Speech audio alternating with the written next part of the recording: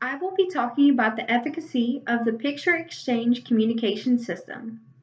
Social and communication skills are prognostic indicators of autism spectrum disorder.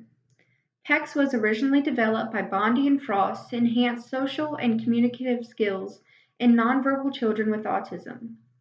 Lerna et al. Investigated the effects of PECS on social communicative skills of nonverbal children with ASD in an unstructured setting. Improvement was seen in the social skills and the communicative abilities of the children. In a follow-up study by Lerna, Esposito, Conson, and Masagli, the long-term effects of PECS on social communicative skills of children with ASD was assessed. 14 nonverbal preschool children with ASD participated in this study 12 months after receiving PECS training in the previous 2012 Lerna et al. Study. The children's ages ranged from 18 months to 60 months, and they presented with little to no functional language. Participants were split into two groups, the PECS group and the conventional language therapy group.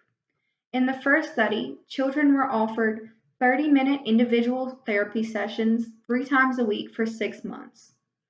All participants were assessed pre-treatment, after 6 months of PECS training, and after 1 year of treatment completion. The Griffiths Mental Developmental Scales were used to assess receptive and expressive language, proficiency in the activities of daily living, level of independence and interaction with other children, and nonverbal IQ. The Autism Diagnostic Observation Scale assessed the change in communication and reciprocal interaction over time.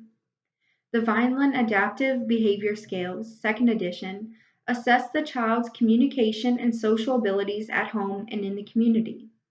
Lastly, unstructured free play with an examiner was used to assess joint attention, verbal and nonverbal requests, initiation, cooperative play, and eye contact.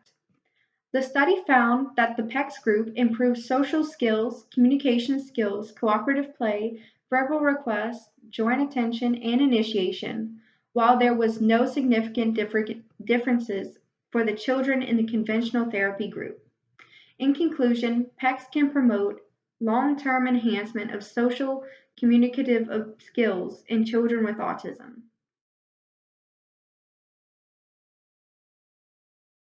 Studies have largely found positive outcomes of PECS intervention.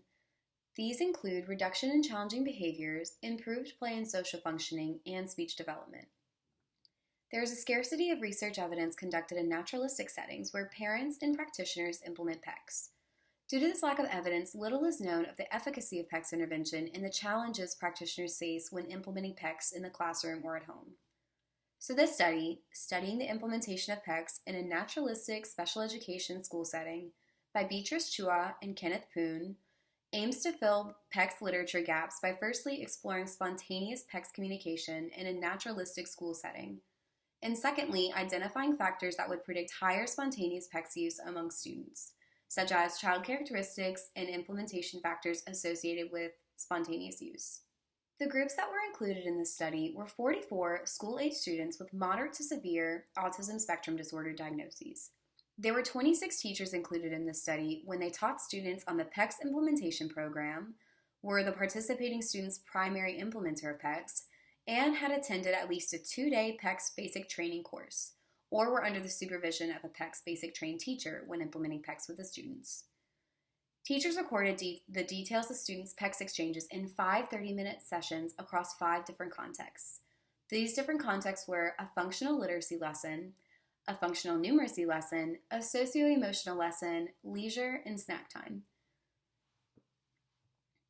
Teachers indicated the function of the PECS exchange, requesting or commenting, what reinforcers were used in the exchange, if an AAC team member was present, and if the teacher had intentionally pre-planned for PECS to be used during that session. This study used stepwise multiple regression analysis to investigate the child characteristics and the implementation factors that correlate most with spontaneous use of PECS. The results from this analysis revealed that teachers' intentional pre-planning of PECS, context in which PECS was used, PECS phase level, and the number of months PECS teaching experience the teachers had significantly predicted spontaneous PECS use. Among the 4 predictors, the degree of teachers' intentional pre-planning of PECS showed the most power in predicting spontaneous PECS use. Child-dependent variables such as the severity of the child's autism symptomology and the level of students' mastery and age did not significantly predict spontaneous PECS use. The findings of the study highlight the importance for professionals to consider implementation factors that will impact the efficacy of intervention. This study encourages professionals to match PECS intervention to suitable students based on the identified child characteristics. Knowledge of implementation predictors would also provide professionals with directions to improve teachers' PECS implementation practices.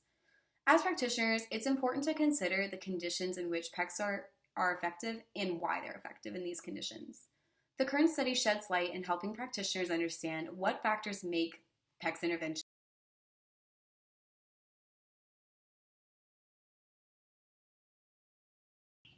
Today we'll be demonstrating how to use Phase 4 of PECS. And so our stimulating materials that we have for today are the communication book with a sentence strip, and then we also have the PECS, or the pictures that will be exchanged.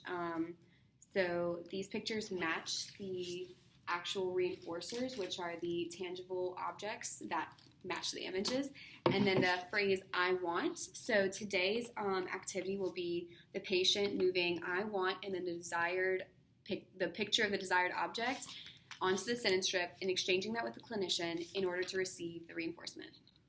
And our sample goal for today is that the client will move the phrase "I want" and an image of the desired object to a sentence strip and exchange this strip with the clinician with moderate gestural and verbal cueing with 80% accuracy over 3 consecutive sessions. Okay, Kayla. Ooh, look at all this that we have. What do you want?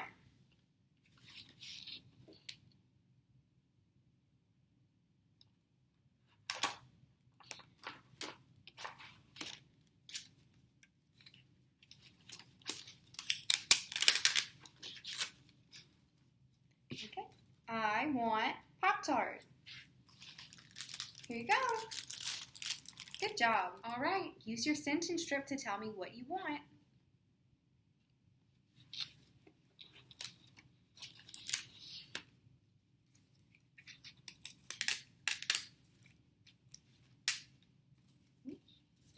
I want chips. There you go. All right. Use your sentence strip to tell me what you want.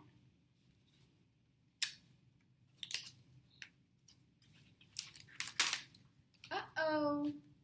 It looks like you need to pick one.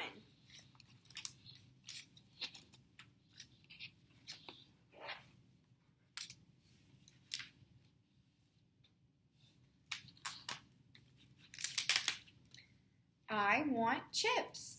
Good job. Here is our PECS Phase 4 data form.